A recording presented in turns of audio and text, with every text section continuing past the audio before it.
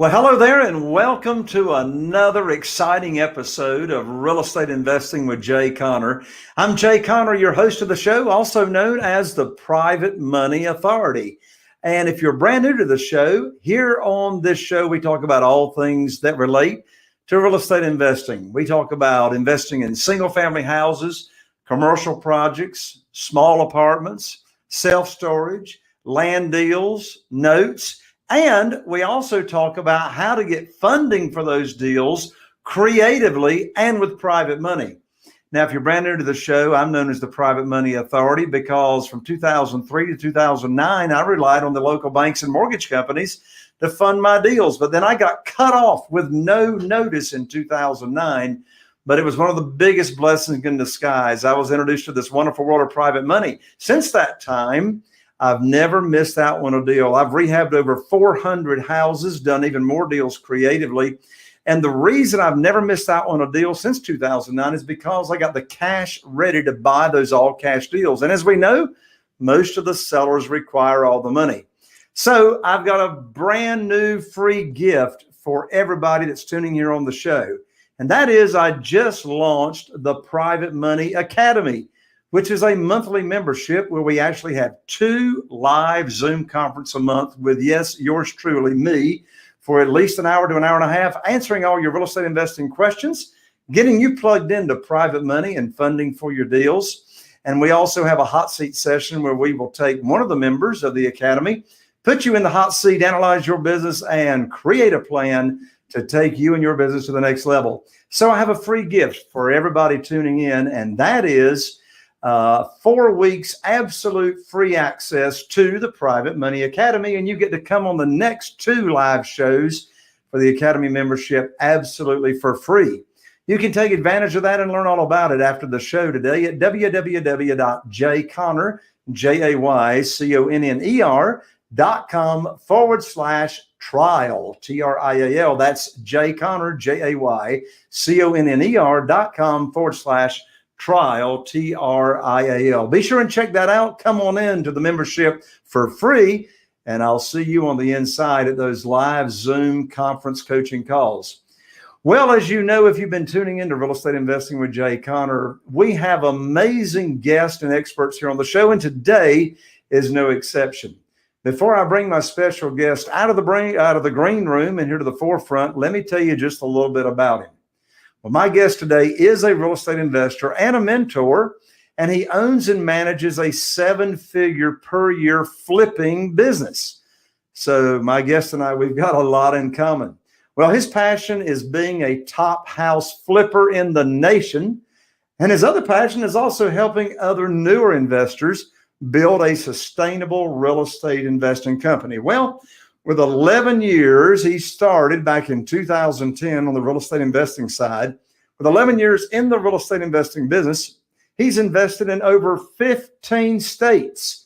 And yes, today on today's show, we're going to be talking about how do you do this business remotely and totally virtually. He also has houses all the way from Michigan to Georgia. And to date, he has completed over 550 transactions to date. Yes, he knows what he's talking about from experience.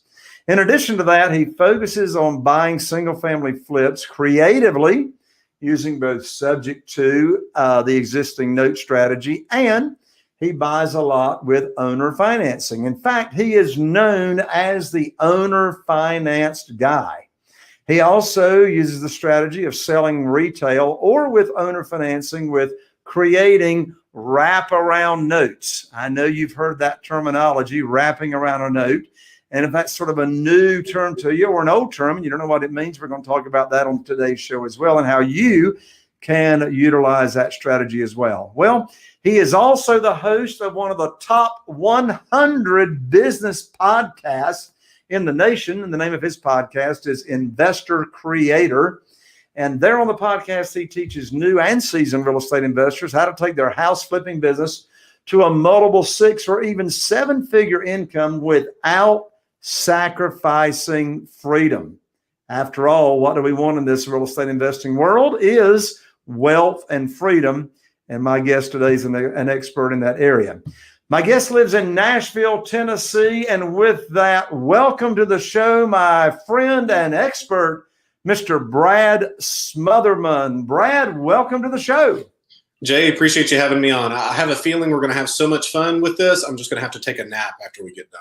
Yes, you are. My lands, Brad. I'm so excited to have you on. And I know just by your intro, your bio, and the short period of time that we've been around each other, we've got a lot in common. In fact, my best guess, one of your core values and one of your secrets to success is having the mindset and the framework of putting other people first, having their interest ahead of your interest. Would you agree with that? 100%.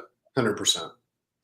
So, Brad, first of all, you look entirely too young to be this successful. But anyway, I'll go beyond that statement pretty quickly. You're from Nashville, Tennessee. You grew up in Nashville? I did, born and raised. You sing country? No, I don't sing anything, and that's a good thing for everybody that would have to listen. So I better just leave the country music for the people that know how to sing it. I'll just listen politely like everyone else. But now you enjoy going to the Grand Ole Opry, right? Oh, certainly. And like I was telling you guys before, I took my grandmother to see Merle Haggard there twice, and we saw George Jones once, and just had a great time. So absolutely. That's awesome. Well, I'm excited to have you here on the show today, Brad, because you're known as the owner financed guy.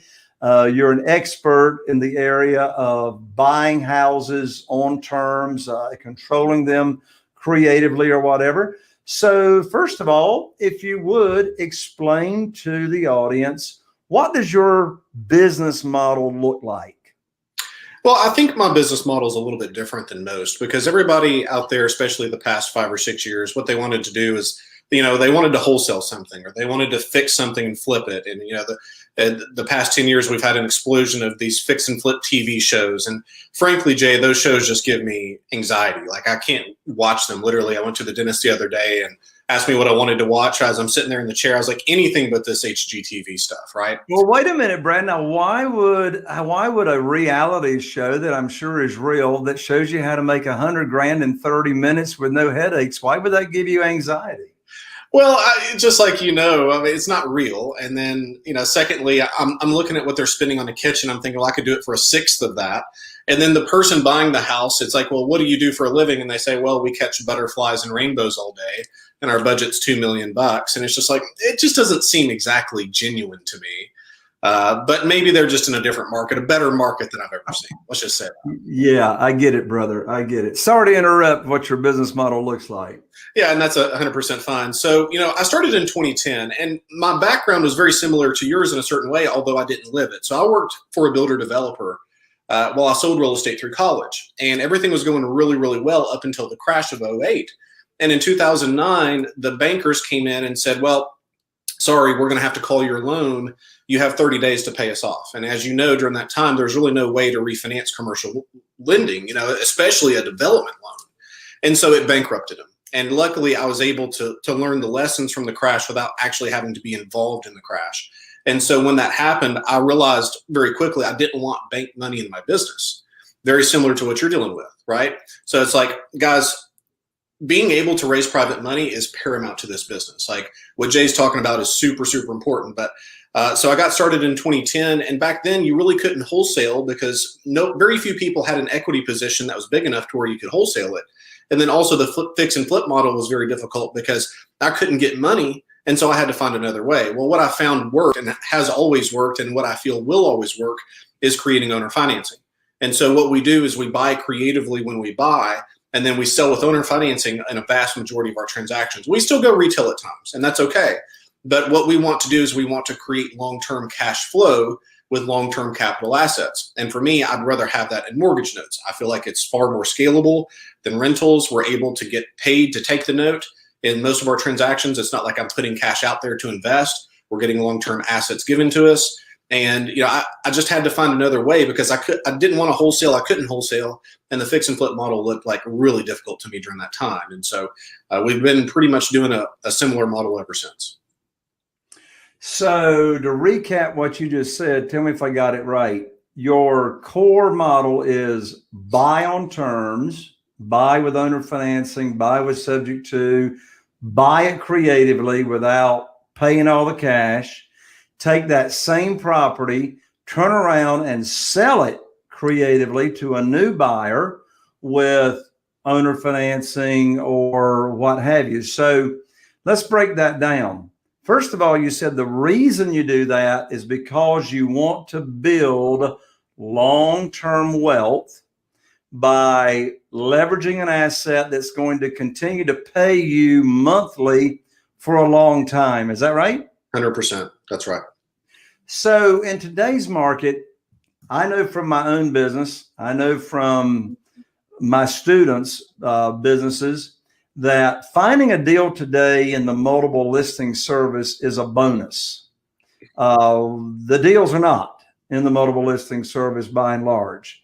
So we have to find our deals off market. We have to find houses that are not in the multiple listing service. So if you don't mind pulling back the curtain for us just a little bit and give us a little sneak peek as to what is working for you today to find these people that have houses for sale, or maybe they haven't considered selling their house. How do you find these deals? And that's a great question. Well, I mean, as we know, everything starts with a motivated seller. So the foundation of the business is marketing for motivated sellers. Now, for me, real estate's a means to an end. I mean, if I could do this business with dump trucks or swimming pools, I would do that. I'm not in love with houses. They break, they smell bad, some of them. One of my apprentices yesterday in San Antonio, he's buying a house that has 70 cats in it. And I can't imagine how bad that is. But, you know, at the end of the day, marketing comes down to two different avenues. We can do sweat marketing or we can do paid marketing. Man, when I started, I didn't have any money, so I had to do the sweat marketing side of things. And so examples of that would be, you know, putting out bandit signs. You know, although you're paying for the sign, what I would do is I would put them out Friday night and pull them up early Monday morning.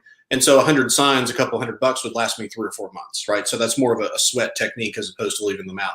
Another one that we're having a lot of success with is actually networking with wholesalers, because wholesalers are slave to the 70% rule. We're able to go in and do deals that they can't do, right? Because we buy creatively as opposed to just throwing cash offers around all over the place, right? So I've got an apprentice in Texas. He's done 3 transactions this month where wholesalers are bringing him the deal. You know, one of them is at a 0% owner finance rate. Now, why a wholesaler would want to make a $5,000 assignment fee on a deal where we've got like 4 years and this thing's going to be paid off and we've got an $80,000 note on it, I don't really understand. Okay, so that's a couple of options in terms of sweat marketing. What I hope for people is that they understand that marketing is an investment, it's not a cost. So effective marketing should add a minimum 25x. So if you're spending $1,000 in effective marketing per month, you should over time buy $25,000 per month in equity, right? As an average. Now, what I hope for people is that if you have to start with the sweat side, that you go to the paid marketing side as soon as you can, okay? So in my world, the best paid marketing that we can do is pay-per-click. So being there on Google Ads whenever they're like people are searching for us, searching sell my house fast or companies that buy houses. We want to be there when people have already realized that they have a problem, and we can be there to offer a solution, but it has to be done very well. I know a lot of people that have lost a lot of money when it comes to doing pay-per-click campaigns because they don't understand how to drive traffic, number one, and how to create conversion once someone has landed on a page, number two. But those are examples of sweat marketing, paid marketing that we use in our business. Excellent. So as we know, and most of our audience here knows, when talking to an off-market seller, a person that owns a single-family house, you know, they don't have it in the multiple listing service, they have some type of motivation. Most of these people are going to be anticipating when you're starting that conversation with them of you buying their house. Most of these people, like 99% of them or more, have in their mind that, well, if I sell my house, I'm going to get all the money, right? I mean, it's like that's the traditional way. I sell a house, I get all the money. Mm-hmm. But now you come along and you are going to be talking to them about creative selling or them becoming the bank, or there's a note and they're going to get payments. What are your secrets? And as our friend Eddie would say, talk off points. What are your secrets or scripting that takes a person that's never considered selling on terms and waiting for all their money over time from the point of them expecting to get all the cash up front? And that's a great question. And what I would submit to you is the first thing that we can't do is make offers. So in my world, I really feel like an offer is a commodity to shop. And I can't even begin to tell you how many houses that we've gone in and bought because, you know, 2 or 3 other investors had gone in and left an offer behind for them to think about. And then we come in because we won't give them a price. They're giving us a price. We're making sure that that's the least that they will take. And then we're going to switch it to terms. So let's say that someone says, well, and we talk about things in terms of cash at closing. So if somebody owes $100,000 and they want to sell the property for $115,000, then I'm going to switch it and say, well, so your cash at closing is $15,000. So assuming that they would sell to me for that $15,000 cash at closing, then I'm going to say, well, you know, I can do that if we can do it another way, and this is how we can make it work. So I've never given them a price, and they've given me the price. So I mean, what we've done there is we've made it very difficult for them at that point to really begin to pull back and think about it, because we're giving them their number. We never give a price ever. Now, Jay, there's sometimes that we do pay cash for properties. We just bought one outside of Huntsville, Alabama, about a month ago that the people had paid $160,000 cash for it in 2012. We paid $15,000 for it. And, you know, it's like at that price, I don't really feel the need to negotiate terms. You know, it's like, we'll just pay the $15K. And I thought about it. It kind of hurt my feelings to not get 0% owner financing on that 15, but I was like, you know, they need the money. They need the 15 grand. We'll just go ahead and pay it. But the short answer is, I think the real skill is to be able to negotiate with people without giving them a price, giving them an offer. I feel like if you give an offer, it's a commodity for them to shop. I also think it's kind of acrimonious. You know, people feel like they're good negotiators because somebody can say, well, I want $200,000 for my house. And you can say, well, how does $100,000 sound? I don't think that's negotiation at all. I think that's horse trading. And like, my family came from the agriculture world. So, I mean, we were pig farmers. I mean, and I saw that growing up all the time. You know, that doesn't work for houses as well. Like, if we can make people realize that we're not there to take advantage, if we can make their number work, then we will make it work. But there's equity. There's 2 types of equity. There's equity in price and equity in terms. So if we can create equity in terms, a lot of times that's a better equity position for us to have as a long-term play, as opposed to just like really working in the 70% rule, if that makes sense. Do you ever offer or give multiple offers or multiple strategies of saying, okay, if you want your price, we can do it this way. If you've got to have all cash, we can do it this way. And if you want a third option, we can do it this way. Or do you most of the time stay with, say, the terms negotiation and conversation? And that's a great question. So we don't do like the 3 offer strategy of like, we can do it this way, or this way. Because what I've found, at least in my own personal experience, is that I had people say, well, I want this price with that term. It's like, well, that doesn't work out. They want to pick and choose the way they want to. Yeah, it was like, we'll take this closing date, we'll take that price with those terms. It's like, well, that's not really how it works. What I'll say to that is, it's really common for us to bounce back and forth between price and terms. So if someone says, okay, this is a price that we want, then we'll say, well, if you want it like that, here's how we can make that work. And they say, well, that doesn't work for us. And then we'll go back and say, well, is that price the least you would take? And so we start talking about price again. And I've had situations where we have to kind of go back and forth 3 or 4 times before we land somewhere. And it's generally somewhere kind of in the middle that we find that people will work within kind of a median based on what they're hoping for. You know, if we can substantiate pricing and values and costs to where we can show like, hey, these are the numbers that you're working with. Like, this is the value. This is the cost to get it there. Here's my break-even number. You know, what are you hoping for your cash at closing? People generally tend to be a little bit more reasonable if we can substantiate why they should accept a lower price than what they're hoping for. When you have someone that is agreeable, or at least they're open to the idea of terms, and, you know, taking payments or equity over time or whatever, do you, in your conversation, do you tell them how long the term of the note would be? Or do you ask them what's the longest they could go? Or how do you get to that agreeable length of the note? Yeah. So what we talk about it is in terms of some now and some later. So we're going to talk about it and say, okay, how much cash do you need at closing to make it work? and they'll give us a number and we'll kind of negotiate that. It's like, okay, if I can get you X at closing, then how soon were you hoping to get? No, we do it this way. We can either do payments every month, like an annuity or a retirement plan, or we can do a lump sum in the future. Which were you hoping for? Generally, people kind of gravitate towards the payments per month. But the thing that we never mention is interest. Okay, we never really talk about terms. We're going to talk about it in terms of $20,000 at closing and $500 per month until paid. And so people are kind of looking at that and saying, especially if they're a landlord, guys, if you're dealing with a landlord that has free and clear property and they're a tired landlord, you should absolutely be able to negotiate owner financing, because these people are open to receiving payments. That's what they bought the property for in the first place. Well, if we can just kind of segment it to being like, well, how much do you need at closing? Well, would you like a lump sum in the future, or would you like monthly payments? Generally, they're going to say, well, I'd love monthly payments. And we can negotiate something, but we never really talk about it in terms of, well, it's a 10-year loan and here's the rate. We never mention interest. We don't really ever talk about the term as well.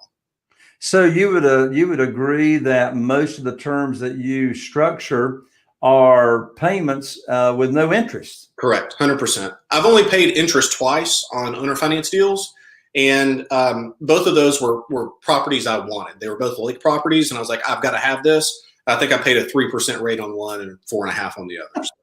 I love it. I love it. Well, Brad, now let's really change gears from the owner financing thing and the term thing to this world that you're in of investing remotely. My lands, you've invested in 15 states.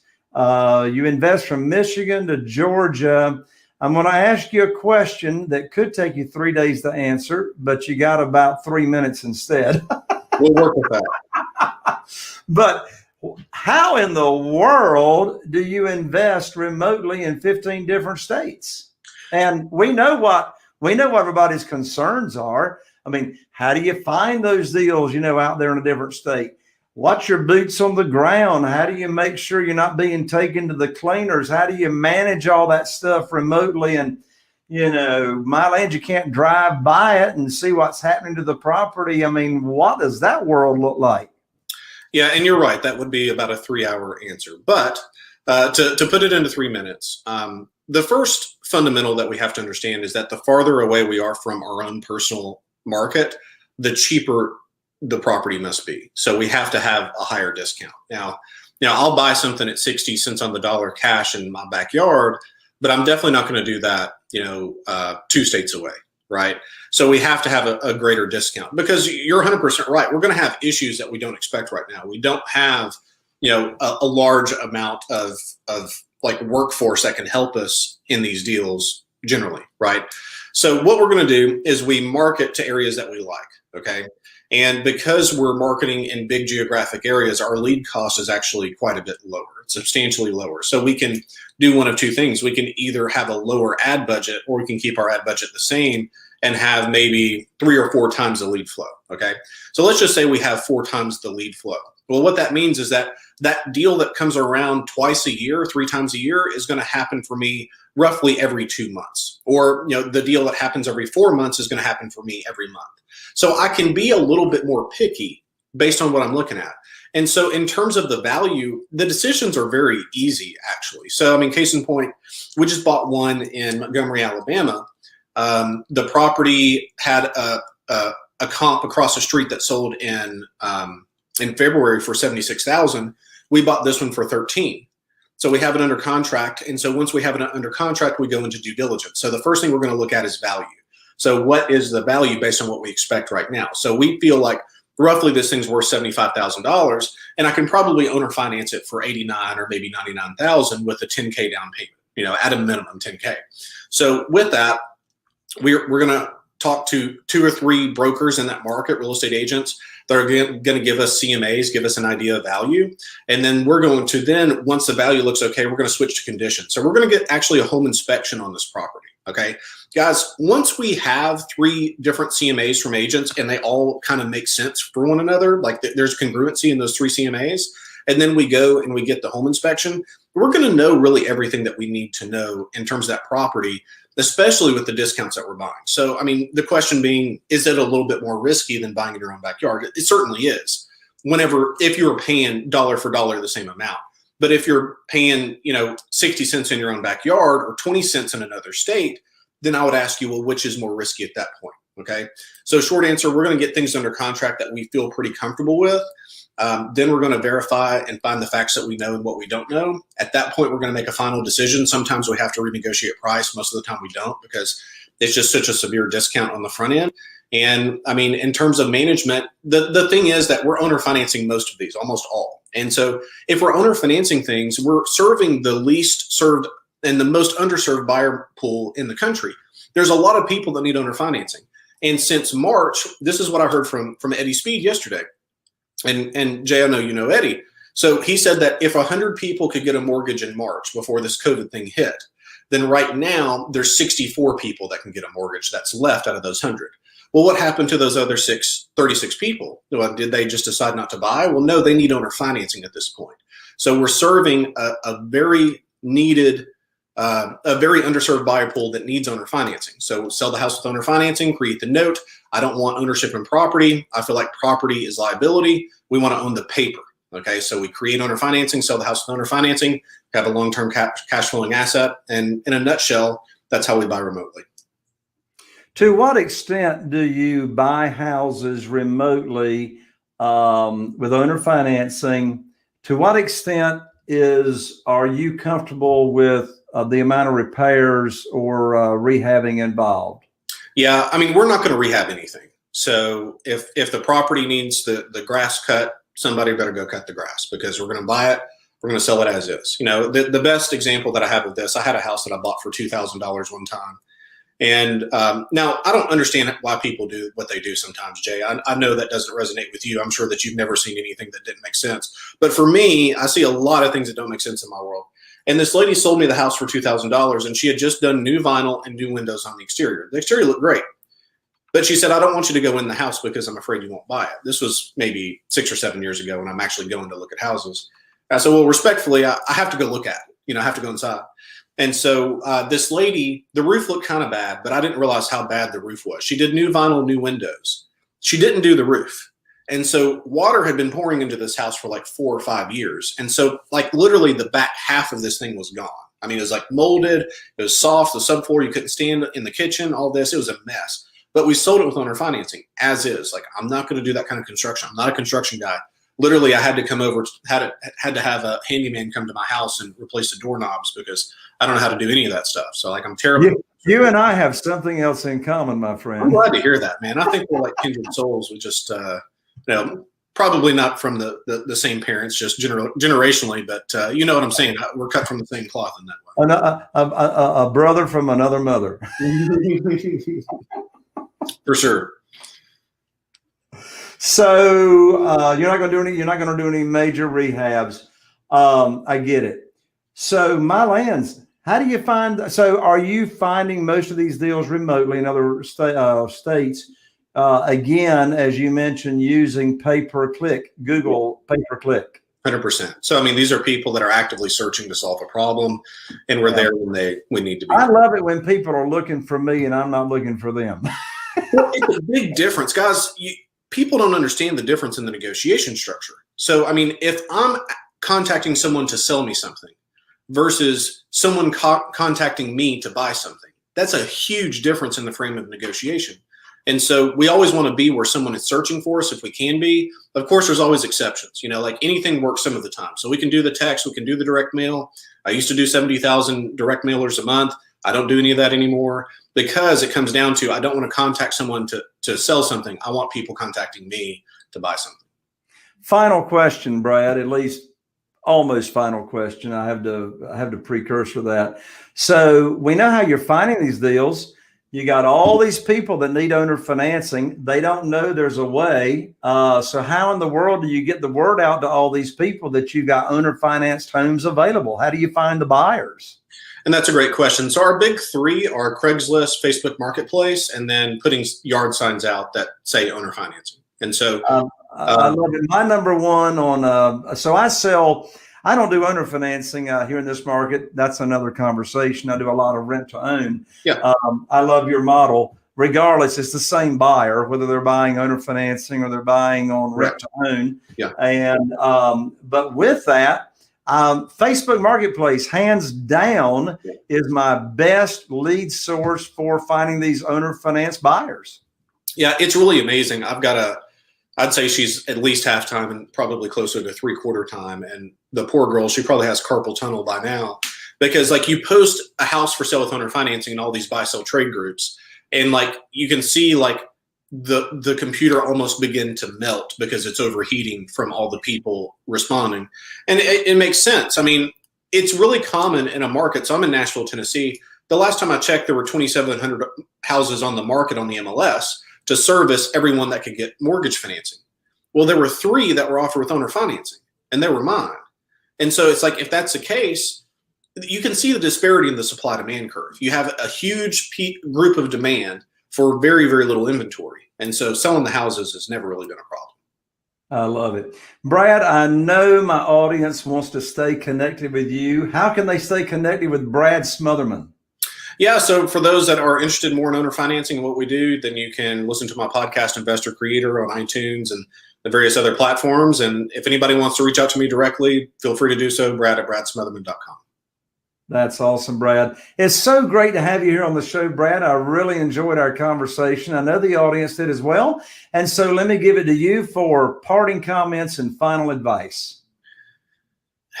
You know, the thing that I want to say to people is I always try to instill the amount of hope that I can. You know, I think a lot of people want to do this business and they have a lot of fear. And I remember how that was in 2010 when I started, because, you know, I'd started in the brokerage business. I was a realtor, and not a super successful one at that. I made a living, but you know, whenever I decided to be an investor, I thought, gosh, like nobody's going to leave a loan in place. Nobody's going to sell at a discount. Nobody's, you know, and it's the same thing that I've heard, you know, and here's kind of like the hierarchy of beliefs that fell down for me. I thought nobody would leave a loan in place. Well, that happened. And then I thought, well, nobody's going to sell at 50 cents on the dollar. And then that happened.